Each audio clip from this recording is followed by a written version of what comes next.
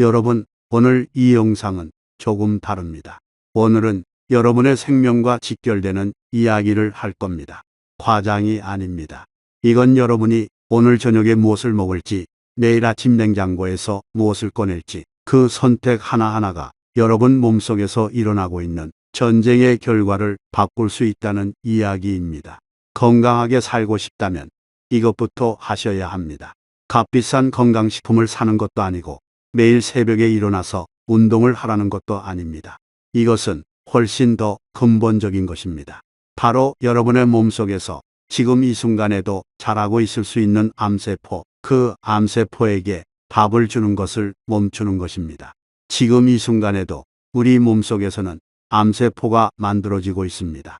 이건 특별한 사람에게만 해당되는 이야기가 아닙니다. 모든 사람의 몸속에서 매일 수천 개의 비정상 세포가 생겨납니다. 건강한 사람의 몸에서는 면역 시스템이 이 세포들을 잡아서 제거합니다. 그런데 문제는 나이가 들수록 특히 60대, 70대, 80대가 되면 이 면역 시스템의 힘이 약해진다는 것입니다. 젊었을 때는 간단히 처리하던 비정상 세포들이 이제는 면역의 감시망을 빠져나가기 시작합니다. 그런데 여기서 정말 무서운 사실이 하나 있습니다.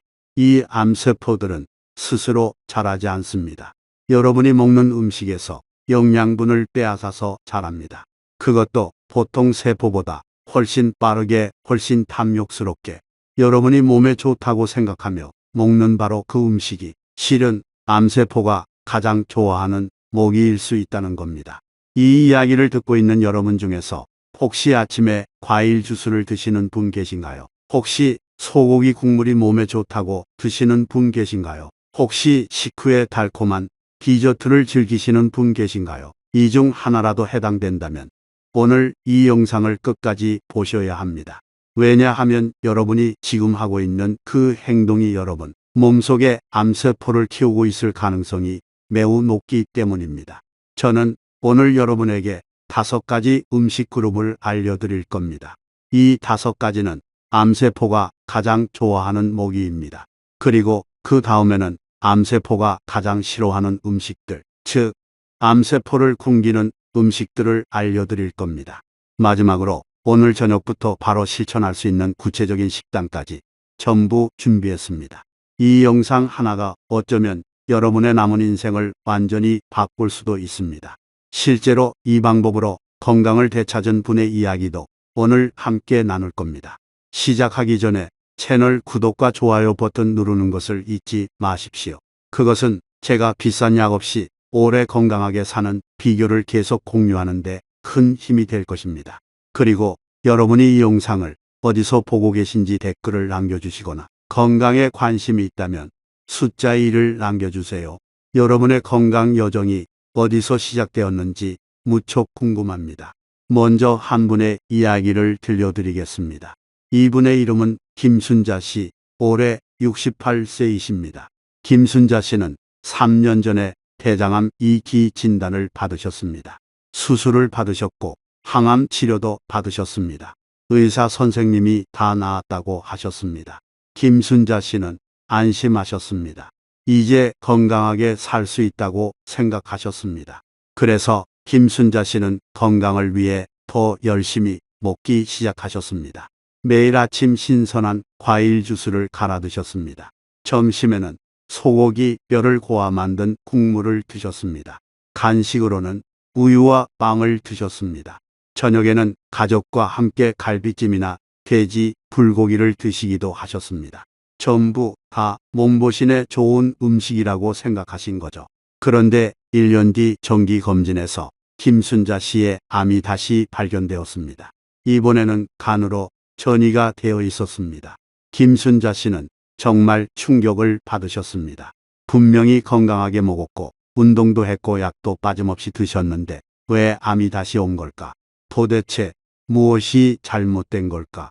여러분, 김순자 씨의 이야기가 남의 일이라고 생각하실 수도 있습니다. 하지만 통계를 보면 이건 전혀 남의 일이 아닙니다. 암 환자의 약 30에서 40%가 치료 후 5년 이내에 재발을 경험합니다. 대장암의 경우 수술 후 2년 이내 재발률이 가장 높다는 연구 결과가 있습니다. 특히 60대 이상에서 재발률이 더 높게 나타납니다. 면역력이 떨어지는 나이이기 때문입니다. 그런데 여기서 정말 중요한 질문을 하나 드리겠습니다. 왜 암은 다시 돌아오는 걸까요? 수술로 암을 다 잘라냈는데, 항암으로 다 죽였는데 왜 또 생기는 걸까요? 이유는 이렇습니다. 수술과 항암 치료는 눈에 보이는 암덩어리를 제거합니다. 하지만 혈액 속에, 림프절 속에, 조직 사이사이에 숨어있는 아주 작은 암세포들까지 전부 없애는 것은 현재 의학 기술로도 완벽하지 않습니다. 이 작은 세포들은 마치 씨앗처럼 몸속 어딘가에 숨어 있습니다. 잠을 자고 있는 것처럼 조용히. 그러다가 조건이 맞으면 다시 깨어나서 자라기 시작합니다. 그러면 이 잠자는 암세포를 깨우는 조건이 뭘까요? 여러 가지가 있습니다. 스트레스, 수면, 부족, 만성 염증, 면역력 저하. 하지만 그 중에서 가장 직접적이고 가장 매일매일 영향을 주는 것이 바로 음식입니다. 여러분, 이것을 이렇게 생각해 보시면 됩니다. 암세포도 살아있는 세포입니다. 살아있는 세포는 에너지가 필요합니다. 영양분이 필요합니다. 그런데 암세포는 보통 세포와 영양분을 받아들이는 방식이 다릅니다. 암세포는 정상 세포보다 포도당을 약 10배에서 200배 더 많이 소비합니다. 이것은 오토 바르부르크라는 노벨상 수상자가 1920년대에 발견한 사실입니다. 거의 100년 전에 이미 알려진 사실인데 많은 사람들이 아직도 모르고 있습니다. 이것을 좀 더 쉽게 설명드리겠습니다. 여러분의 몸을 하나의 도시라고 생각해 보십시오. 정상 세포들은 이 도시의 선량한 시민들입니다. 이 시민들은 매일 적당한 양의 식량을 배급받아서 생활합니다. 그런데 암세포는 이 도시에 숨어든 도둑입니다. 이 도둑은 엄청나게 배가 고픕니다. 시민들의 식량을 빼앗아 먹습니다. 그것도 다른 시민들보다 수십 배, 수백 배나 더 많이. 그래서 선량한 시민들은 점점 영양 부족에 시달리고 도둑은 점점 더 크고 강해집니다. 이제 여기서 생각해 보십시오. 만약 여러분이 이 도시의 식량을 보급하는 사람이라면 어떻게 하시겠습니까? 도둑이 좋아하는 음식을 더 많이 보급하시겠습니까? 아니면 도둑이 먹을 수 없는 음식으로 바꾸시겠습니까? 답은 너무나 분명합니다. 암세포에게 밥을 주면 안 됩니다. 그런데 문제는 많은 사람들이, 특히 건강을 회복하려는 분들이 자기도 모르게 암세포에게 매일 풍성한 식사를 대접하고 있다는 것입니다. 김순자 씨가 바로 그 경우였습니다. 매일 아침 과일 주스 속에 들어있던 엄청난 양의 과당, 소고기 국물 속의 성분들, 우유 속의 성장인자, 빵과 밀가루 속의 정제 탄수화물, 이 모든 것들이 김순자 씨의 몸속에 남아있던 암세포에게 최고급 영양식을 제공하고 있었던 겁니다. 김순자 씨만의 문제가 아닙니다. 지금 이 순간에도 수많은 분들이 건강을 위해서라고 생각하며 이런 음식들을 드시고 있을 겁니다. 나이가 들면 더 잘 먹어야 한다, 고기를 먹어야 힘이 난다, 우유를 마셔야 뼈가 튼튼하다, 과일은 비타민이 많으니까 많이 먹어야 한다. 이런 말들 많이 들어보셨죠? 이 말들이 전부 다 틀린 것은 아닙니다. 하지만 암세포가 몸속에 잠복해 있을 수 있는 상황에서는 이 말들이 치명적인 착각이 될 수 있습니다. 특히 60대 이상이 되면 여러분의 몸속에 비정상 세포가 존재할 확률은 나이가 들수록 높아집니다.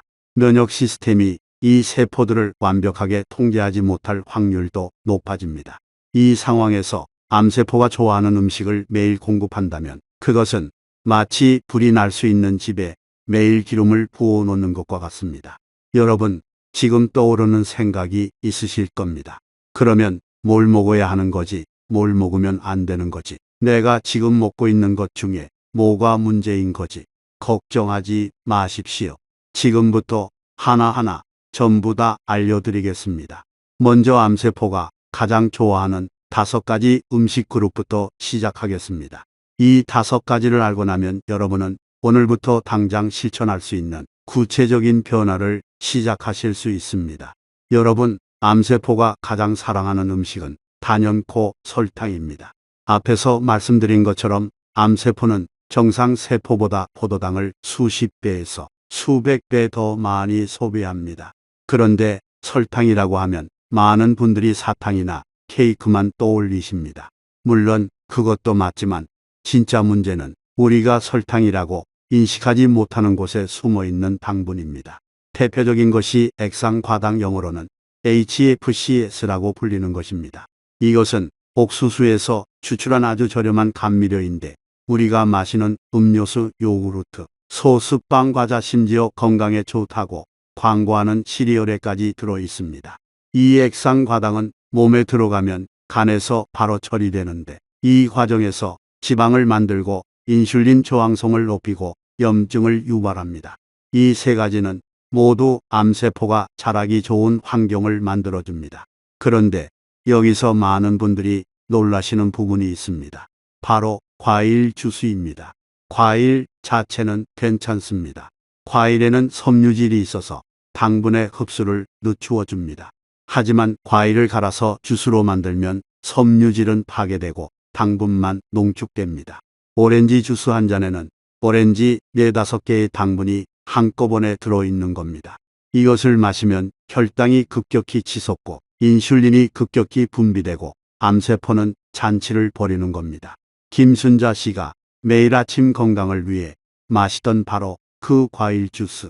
사과를 갈고 당근을 넣고 바나나를 넣고, 이것이 실은 김순자 씨 몸속의 암세포에게 아침 식사를 대접하고 있었던 겁니다.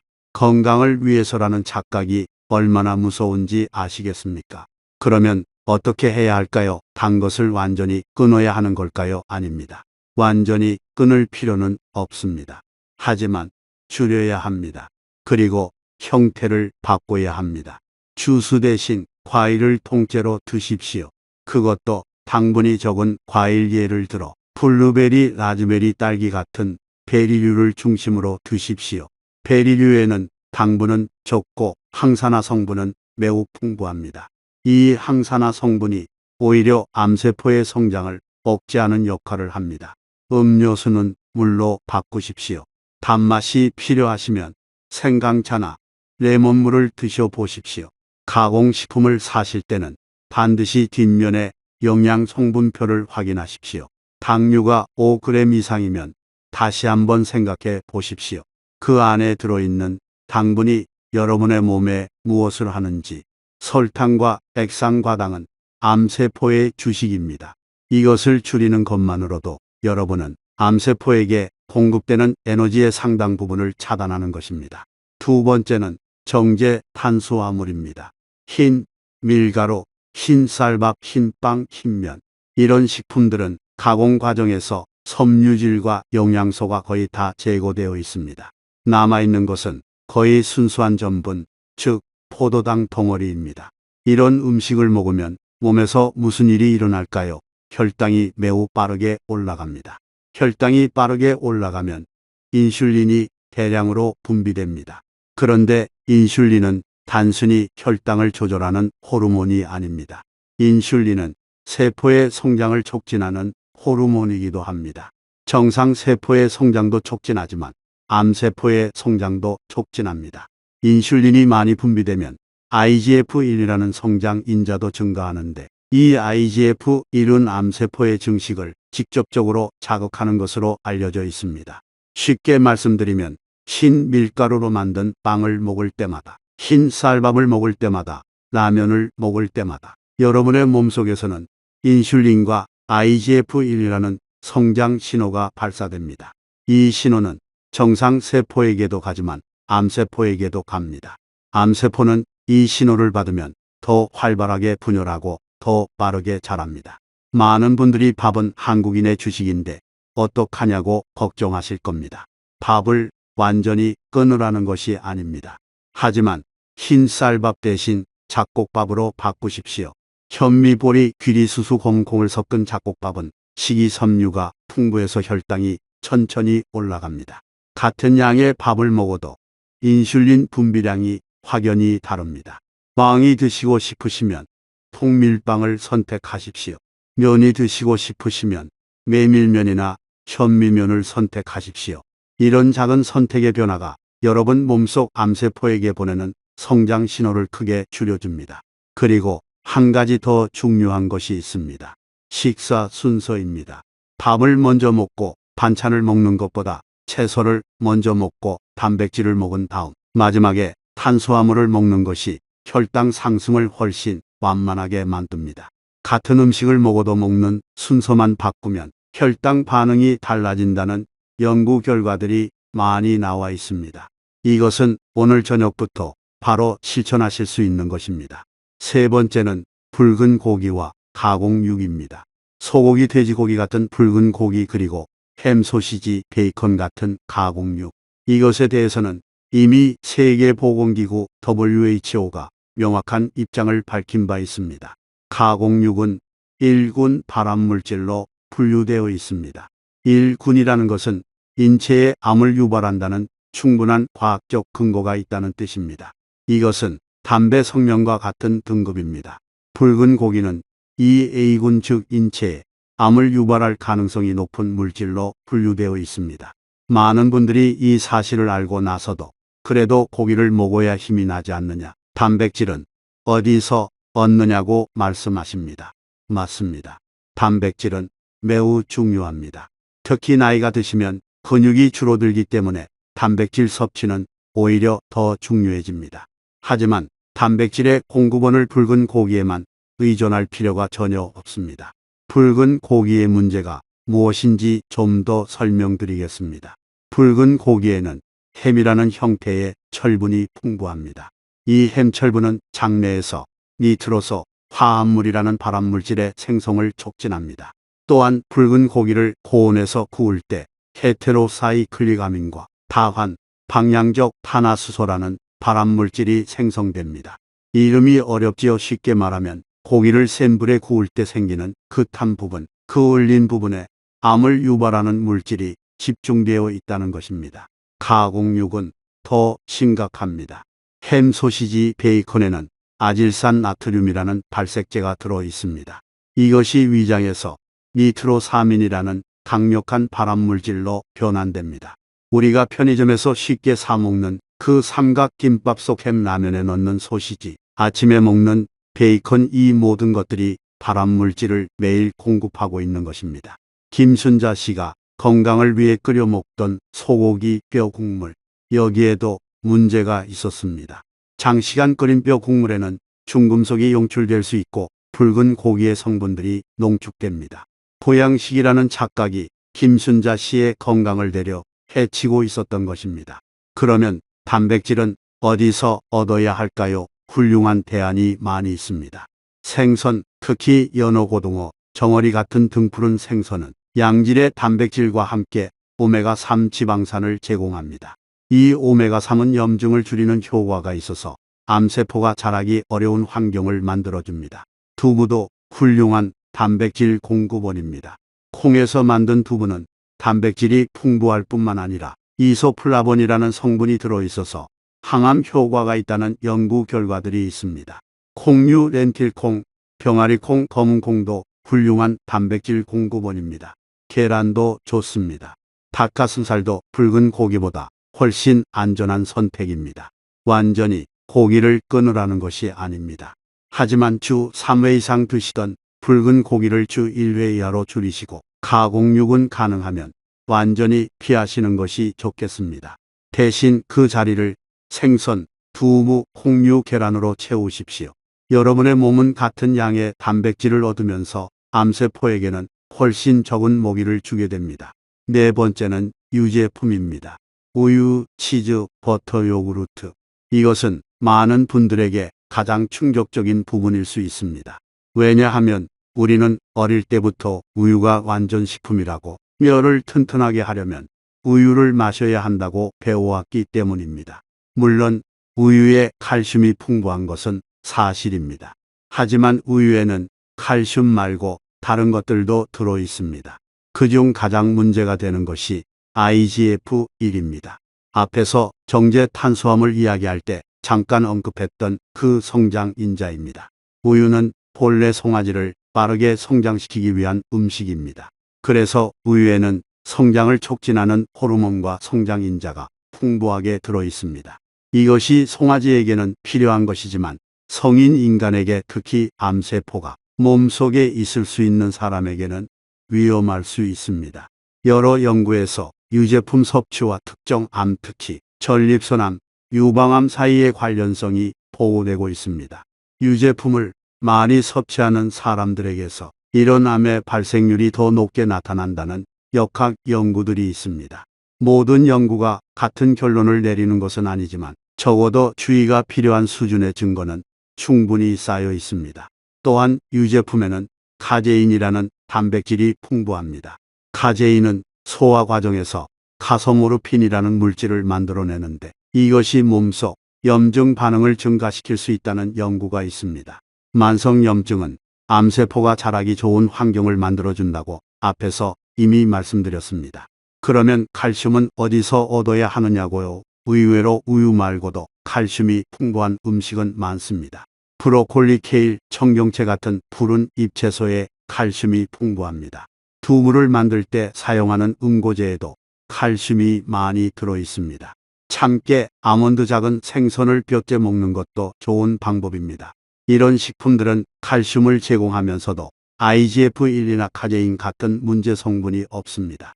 특히 한국의 전통 식단에는 멸치, 팽어포, 미역, 다시마 같은 칼슘이 풍부한 식품들이 원래 많이 포함되어 있었습니다. 우리 할머니, 할아버지 세대에는 우유를 거의 마시지 않으셨지만 뼈가 약했다는 이야기는 별로 들어보신 적 없으실 겁니다. 그때 드시던 전통 음식 자체가 칼슘의 훌륭한 공급원이었기 때문입니다. 우유를 완전히 끊을 필요까지는 없을 수 있습니다.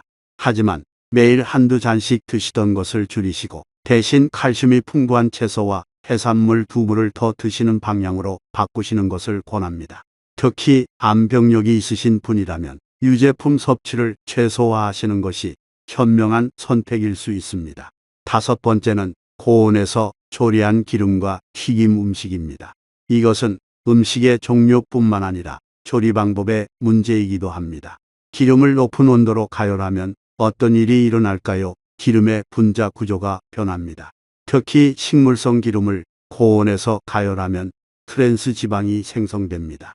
트랜스 지방은 세포막의 정상적인 기능을 방해하고 체내 염증을 증가시키며 면역 기능을 저하시킵니다. 이 세 가지 모두 암세포가 좋아하는 조건입니다. 또한 음식을 고온에서 튀기거나 구울 때 아크릴아마이드라는 발암물질이 생성됩니다. 감자 튀김, 치킨, 돈가스 튀김, 만두, 떡볶이에 넣는 튀김, 이런 음식들에 이 물질이 많이 들어 있습니다. 특히 음식이 갈색으로 변하거나 바삭해지는 그 과정에서 아크릴아마이드가 생성됩니다. 맛있게 느껴지는 그 바삭한 식감이 실은 발암물질이 만들어진 증거인 것입니다. 여러분, 여기서 잠시 멈추고 생각해 보십시오. 우리가 일상적으로 먹는 음식 중에 튀김이 얼마나 많습니까? 아침에 계란 프라이, 점심에 돈가스, 간식으로 치킨, 저녁에 전이나 부침개, 이런 음식들이 몇 끼마다 우리 식탁에 올라옵니다. 그때마다 발암물질이 함께 입으로 들어가고 있는 것입니다. 대안은 무엇일까요? 조리 방법을 바꾸는 것입니다. 튀기는 대신 찌십시오. 굽는 대신 삶으십시오. 볶는 대신 데치십시오. 같은 재료라도 조리 방법만 바꾸면 발암물질의 생성을 크게 줄일 수 있습니다. 예를 들어 생선을 먹을 때 고등어를 센 불에 바삭하게 구우면 표면에 발암물질이 생깁니다.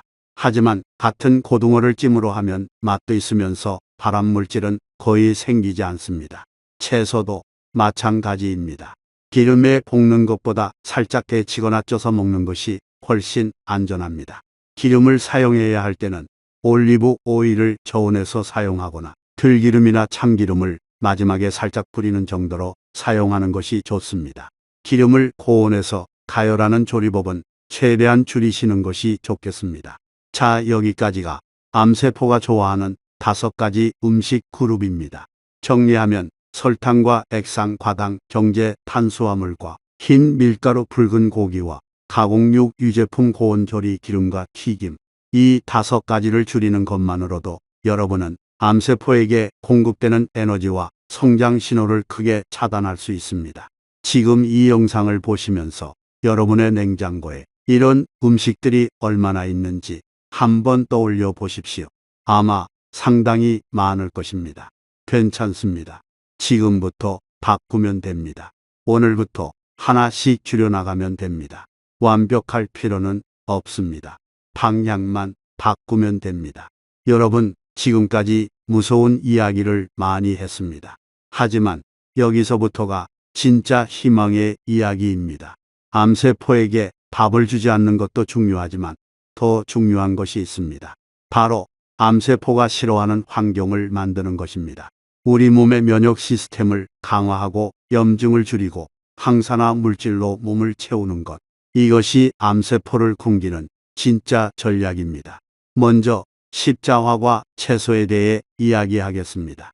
십자화과 채소라는 이름이 좀 어렵게 들리실 수 있는데 쉽게 말하면 브로콜리, 콜리플라워, 양배추, 케일, 무배추, 갓, 청경채 같은 것들입니다. 한국 분들에게 매우 친숙한 채소들이죠. 김치의 주재료인 배추도 여기에 해당됩니다. 이 채소들이 왜 특별한가 하면 이 안에 설포라판이라는 물질이 들어있기 때문입니다. 설포라판은 암세포의 성장을 직접적으로 억제하고 암세포의 자살 학술 용어로는 세포 사멸을 유도하는 것으로 밝혀져 있습니다. 쉽게 말하면 설포라판은 암세포에게 스스로 죽으라는 신호를 보내는 물질인 것입니다. 브로콜리는 이 설포라판이 극히 풍부한 채소입니다. 하지만 여기서 중요한 팁이 하나 있습니다. 브로콜리를 물에 삶으면 설포라판이 물속으로 빠져나갑니다. 그래서 브로콜리는 찌는 것이 가장 좋습니다. 100도 이하의 증기로 5분 정도 찌면 설포라판의 손실을 최소화하면서도 소화하기 좋은 상태가 됩니다. 또는 가볍게 데쳐서 바로 찬물에 헹구는 것도 괜찮습니다. 양배추도 매우 좋습니다. 양배추에는 설포라판 외에도 인돌3 카비놀이라는 물질이 들어있어서 특히 호르몬 관련 암의 예방에 도움이 된다는 연구가 있습니다. 양배추를 생으로 드시면 이 성분을 가장 많이 섭취할 수 있지만 위가 약하신 분은 살짝 데쳐서 드시는 것도 좋습니다. 두 번째로 좋은 음식은 버섯입니다. 표고버섯, 느타리버섯, 새송이버섯, 팽이버섯, 영지버섯.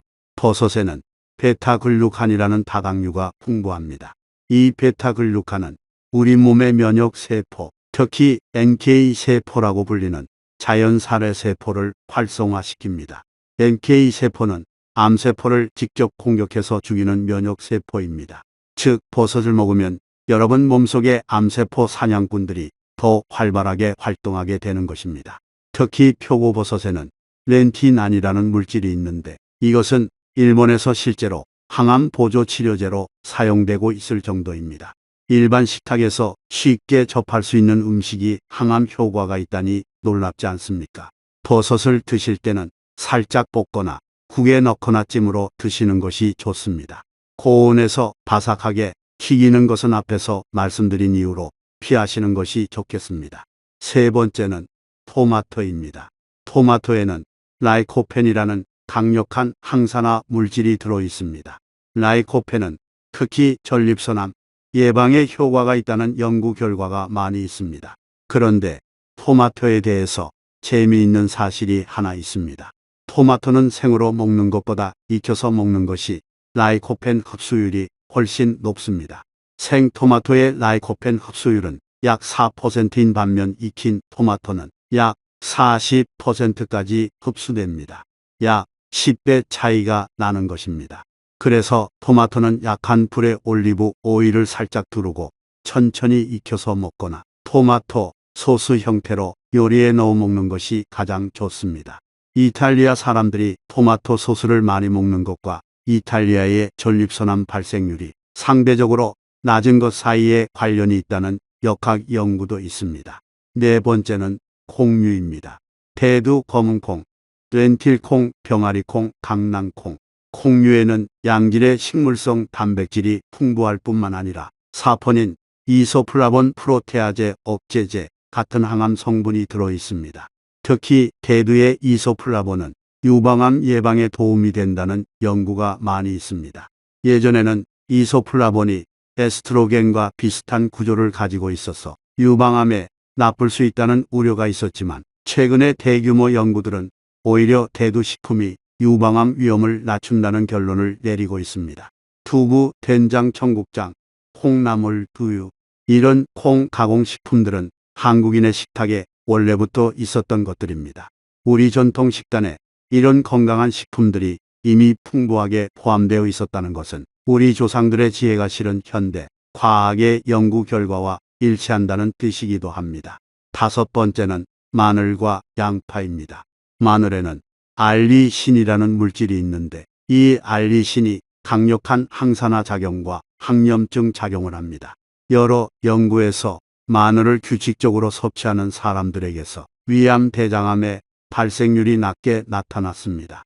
양파에도 퀘르세틴이라는 항산화 물질이 풍부합니다. 마늘은 다져서 10분 정도 공기 중에 놓아둔 후에 조리하면 알리신의 생성이 극대화됩니다. 다지자마자 바로 불에 올리면 알리신이 충분히 생성되기 전에 파괴될 수 있습니다. 이것도 오늘부터 바로 실천할 수 있는 작은 팁입니다. 여섯 번째는 베리류와 녹차입니다. 블루베리, 라즈베리, 딸기, 아로니아 같은 베리류에는 안토시아닌이라는 강력한 항산화 물질이 풍부합니다. 이 안토시아닌은 암세포의 혈관 생성을 억제하는 효과가 있습니다. 암세포가 자라려면 새로운 혈관을 만들어서 영양분을 공급받아야 하는데 안토시아닌이 이 과정을 방해하는 것입니다. 암세포에게 가는 수도관을 끊어버리는 것과 같은 효과입니다. 녹차에는 EGCG라는 카테킨 성분이 풍부한데 이것도 항암 효과가 있는 것으로 잘 알려져 있습니다. 하루에 녹차 3잔에서 5잔 정도를 마시는 것이 건강에 도움이 된다는 연구 결과들이 있습니다. 자, 여기까지가 암세포가 싫어하는 음식들입니다. 십자화과 채소, 버섯, 토마토, 콩류, 마늘과 양파, 베리류와 녹차. 이 6가지를 매일 식단에 포함시키면 여러분의 몸은 암세포가 자라기 어려운 환경으로 바뀌게 됩니다. 그러면 하루 식단은 구체적으로 어떻게 짜면 될까요? 많은 분들이 이론은 알겠는데 실제로 어떻게 먹어야 하는지 모르겠다고 하십니다. 그래서 구체적인 하루 식단 예시를 준비했습니다. 아침 식사입니다. 현미밥 반 공기 된장찌개에 두부와 호박을 넣어서 브로콜리찜 한 접시, 김치, 여기에 녹차 한 잔. 이 한 끼에 현미의 식이섬유, 된장에 이소플라본, 두부의 식물성, 단백질, 브로콜리에 설포라판, 김치에 유산균과 십자화과 채소 성분, 녹차의 카테킨이 전부 들어 있습니다. 특별한 재료가 필요한 것이 아닙니다. 우리가 원래 먹던 한국 밥상에 조금만 신경을 쓰면 되는 것입니다. 점심 식사입니다. 잡곡밥, 고등어찜이나 삼치찜, 양배추, 샐러드, 콩나물국, 마늘을 듬뿍 넣은 반찬, 토마토 1개, 등푸른 생선에 오메가3, 양배추에 인돌3, 카비놀, 콩나물의 식물성, 단백질, 마늘의 알리신, 토마토에 라이코펜이 한 끼에 다 들어갑니다. 간식입니다. 오후에 배가 고프시면 블루베리 한 줌, 아몬드 10알, 두유 한 잔. 이것이 과자와 빵을 대체하는 간식입니다. 달콤하면서도 암세포와 싸우는 항산화 물질이 가득한 간식입니다. 저녁 식사입니다. 잡곡밥 반 공기, 버섯, 들깨탕, 두부, 조림, 배추, 겉절이, 미역, 줄기, 볶음. 저녁은 양을 좀 줄이되 버섯과 두부로 든든하게. 들깨에는 오메가3와 항산화 성분이 풍부합니다. 미역에는 후코이단이라는 성분이 있어서 면역력 강화에 도움이 됩니다. 이 식단을 보시면 아시겠지만 특별히 비싼 재료가 없습니다. 특별한 건강식품을 살 필요가 없습니다. 시장이나 마트에서 쉽게 구할 수 있는 재료들로 충분합니다. 오히려 과일 주스와 가공육과 유제품을 줄이면 장보기 비용이 더 줄어들 수도 있습니다. 중요한 것은 매일 조금씩이라도 이 방향으로 식단을 바꾸어 나가는 것입니다. 하루아침에 완벽하게 바꿀 필요는 없습니다. 이번 주에는 과일 주스를 끊는 것부터, 다음 주에는 가공육을 줄이는 것, 그 다음 주에는 흰 쌀밥을 잡곡밥으로 바꾸는 것, 이렇게 하나씩 천천히 하지만 꾸준히. 여기서 많은 분들이 궁금해하시는 질문 몇 가지의 답을 드리겠습니다. 첫 번째 질문, 과일을 아예 먹으면 안 되는 건가요? 아닙니다. 과일 자체는 괜찮습니다. 문제는 주스로 갈아 마시는 건 말린 과일, 과일 통조림처럼 당분이 농축된 형태입니다. 생과일을 적당량 드시는 것은 오히려 건강에 좋습니다. 특히 베리류 과일은 적극적으로 드시기를 권합니다. 다만 바나나, 포도, 망고처럼 당분이 많은 과일은 양을 조절하시는 것이 좋겠습니다. 두 번째 질문, 밥을 먹으면 안 되는 건가요? 밥을 먹으면 안 되는 것이 아닙니다. 탄수화물은 우리 몸에 반드시 필요한 에너지원입니다. 다만 정제된 흰 탄수화물보다 통곡물 형태의 탄수화물이 훨씬 낫다는 것입니다. 잡곡밥, 현미밥, 보리밥으로 바꾸시면 됩니다. 그리고 밥의 양을 약간 줄이고 대신 채소와 단백질의 양을 늘리시면 더 좋습니다. 세 번째 질문, 고기를 완전히 끊어야 하나요? 완전히 끊을 필요는 없습니다. 하지만 붉은 고기와 가공육의 빈도와 양을 줄이시는 것은 중요합니다. 대신 생선, 닭가슴살, 두부, 콩류로 단백질을 보충하십시오. 붉은 고기를 드실 때는 불에 직접 굽기보다 찜이나 조림으로 조리하시는 것이 좋습니다. 네 번째 질문, 이미 암 진단을 받았거나 치료 중인데 이 식단이 도움이 되나요? 이 식단은 암 치료를 대체하는 것이 아닙니다. 반드시 의사의 치료를 받으시면서 보조적으로 식단을 개선하시는 것입니다. 하지만 많은 종양학자들이 환자들에게 식물성 위주의 식단, 가공식품 줄이기, 설탕 줄이기를 권장하고 있습니다.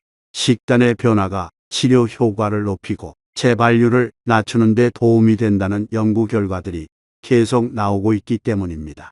다섯 번째 질문, 건강보조식품이나 항암에 좋다는 비싼 제품을 먹어야 하나요? 대부분의 경우 일반 음식에서 충분한 항암 성분을 섭취할 수 있습니다. 비싼 건강식품을 사는 것보다 매일 식탁에 오르는 음식을 바꾸는 것이 훨씬 효과적이고 지속 가능합니다. 물론 특정 영양소가 부족한 경우 보충제가 필요할 수 있으니 이것은 의사와 상담하시기 바랍니다. 자, 이제 다시 김순자 씨의 이야기로 돌아가겠습니다. 김순자 씨는 간으로 전이된 암 때문에 다시 치료를 시작하셨습니다. 그런데 이번에는 달랐습니다. 주치의 선생님과 상담한 후 김순자 씨는 식단을 완전히 바꾸기로 결심하셨습니다. 매일 아침 마시던 과일 주스를 끊었습니다. 대신 녹차 한 잔과 블루베리 한 줌으로 아침을 시작하셨습니다. 소고기 뼈 국물 대신 된장찌개와 버섯탕을 드시기 시작하셨습니다. 우유와 빵 대신 두부와 잡곡밥을 드셨습니다. 갈비찜 대신 고등어 찜과 삼치찜을 드셨습니다. 처음 3주 동안은 쉽지 않으셨다고 합니다. 달콤한 것이 먹고 싶고 고기가 그립고 우유를 끊으니 허전하고. 하지만 김순자 씨는 버텼습니다. 왜냐하면 암이 다시 왔을 때 느꼈던 그 두려움, 그 절망감이 달콤한 음식의 유혹보다 훨씬 컸기 때문입니다. 3주가 지나자 변화가 느껴지기 시작했습니다. 가장 먼저 느낀 것은 소화가 편해진 것이었습니다. 그전에는 식사 후에 항상 더부룩하고 무거운 느낌이 있었는데 채소와 두부 위주의 식사로 바꾸니까 소화가 훨씬 가벼워진 것입니다. 잠도 더 잘 오기 시작했습니다. 아침에 일어날 때 몸이 덜 무겁고 기운이 조금씩 돌아오는 느낌이었다고 합니다. 6개월 후 검진에서 놀라운 결과가 나왔습니다. 간의 종양 크기가 눈에 띄게 줄어든 것입니다. 물론 항암 치료의 효과가 가장 큰 이유입니다. 하지만 주치의 선생님도 김순자 씨의 식단 변화가 치료 효과를 높이는데 기여했을 가능성이 크다고 말씀하셨습니다. 종양 표지자 수치도 이전보다 훨씬 안정적으로 유지되고 있었습니다. 김순자 씨는 이렇게 말씀하셨습니다. 처음에는 먹는 즐거움을 빼앗기는 것 같았는데 지금은 오히려 음식이 나를 살리고 있다는 생각에 몇 끼 먹는 것이 감사하다고. 브로콜리를 먹을 때, 버섯을 먹을 때 내 몸속에서 면역 세포들이 힘을 얻고 있다는 생각을 하면 정말 든든하다고. 여러분, 김순자 씨의 이야기는 기적이 아닙니다. 이것은 과학에 근거한 식단의 변화와 그 변화를 꾸준히 실천한 결과입니다. 김순자 씨에게 가능했던 것은 여러분에게도 가능합니다. 김순자 씨는 68세에 이 변화를 시작하셨습니다. 여러분의 나이가 몇이든 지금 시작해도 늦지 않습니다. 중요한 것은 완벽함이 아니라 방향입니다. 어제까지 매일 과일 주스를 마셨다면 내일부터 주 3회로 줄여보는 것. 매일 고기를 드셨다면 일주일에 3일은 생선이나 두부로 바꿔보는 것. 이런 작은 변화들이 쌓이면 여러분의 몸속 환경은 분명히 달라집니다.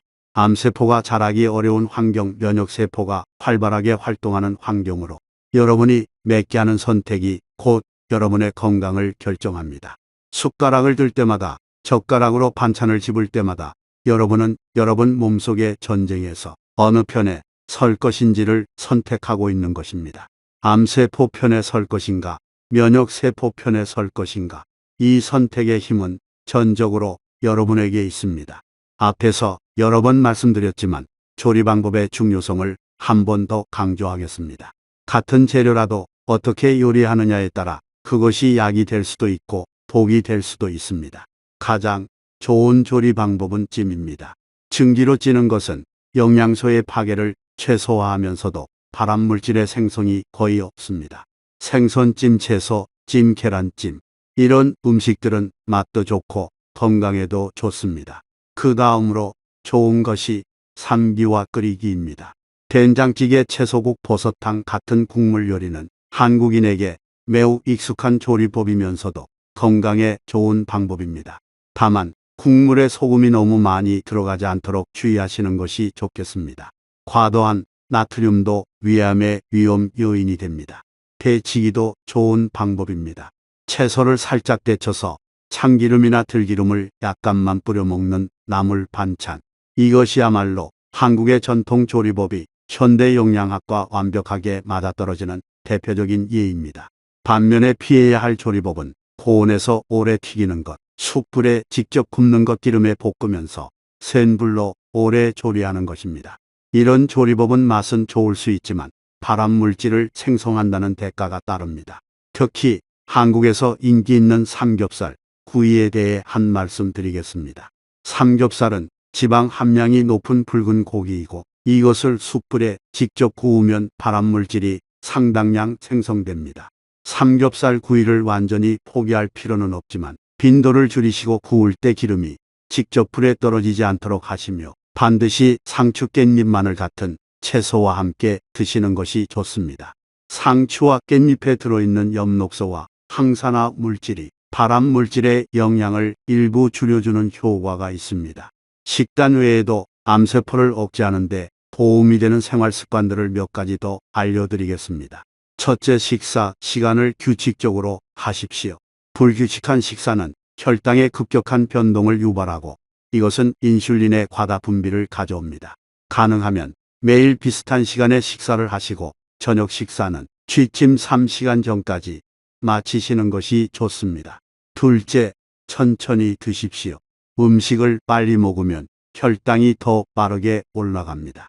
한 끼에 20분에서 30분 정도 시간을 두고 천천히 꼭꼭 씹어서 드십시오. 씹는 과정에서 침 속의 소화 효소가 작용하기 시작하고 포만감 호르몬도 분비되기 시작합니다.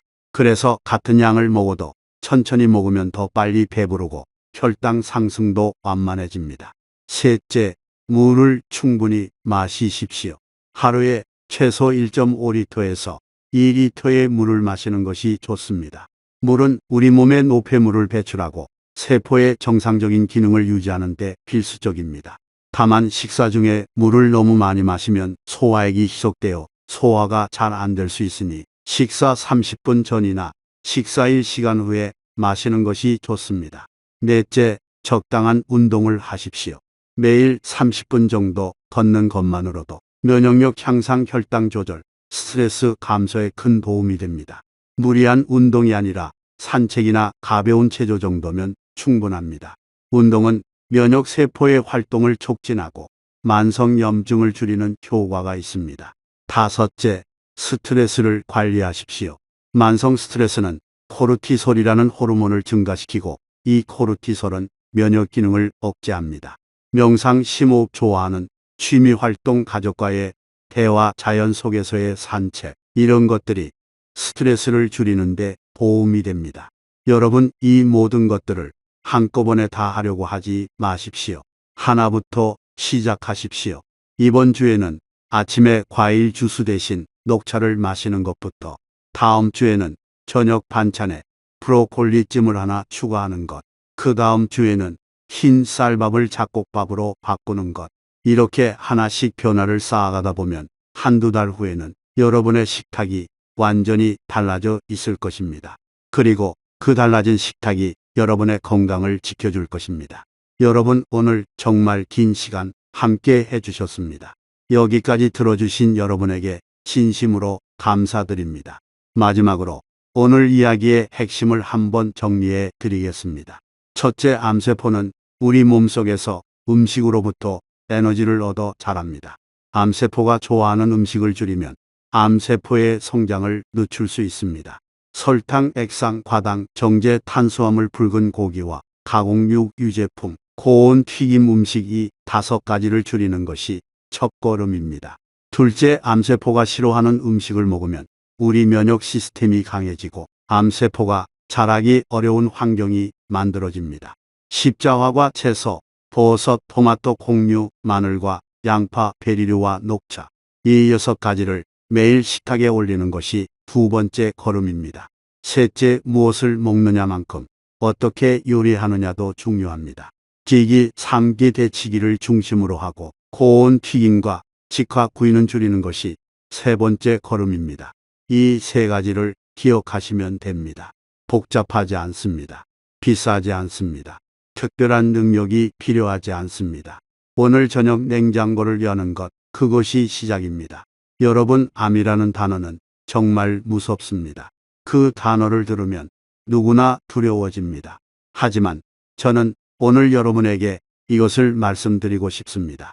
암은 끝이 아닙니다. 암세포가 몸속에 있다는 것이 곧 패배를 의미하는 것이 아닙니다.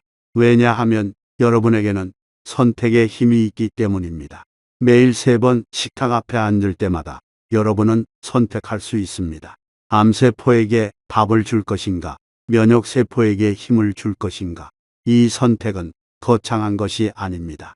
흰 쌀밥 대신 잡곡밥을 고르는 것, 과일 주스 대신 녹차를 마시는 것, 삼겹살 대신 고등어찜을 선택하는 것.